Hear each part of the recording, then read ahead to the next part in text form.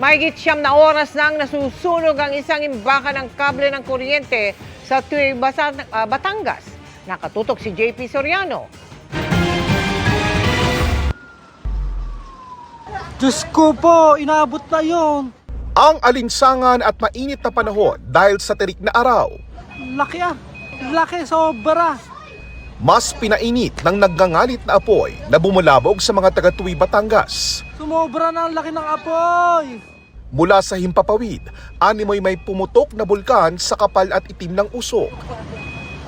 Kitang-kita rin kung gaano kalakas ang lagablab ng apoy na lumamon sa bodega ng kable sa Barangay Ginhawa.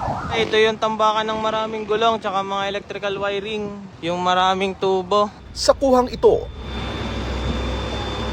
wala nang mabakas na asul na langit sa kapal ng usok. Nadilaan na rin ng apoy ang mga poste at kable ng kuryente. Para iwas disgrasya, naghigpit na rin sa pagpapadaan ng mga motorista kaya nagka-traffic. Ayon sa BFP na mabilis namang rumisponde, bandang 10:30 ng umaga nagsimula ang apoy. Pahirapan ang pag-apula at mabilis na kumalat kaya iniakyat sa ika-4 na alarma. Hanggang sa mga oras na ito patuloy na inaapula ang sunog.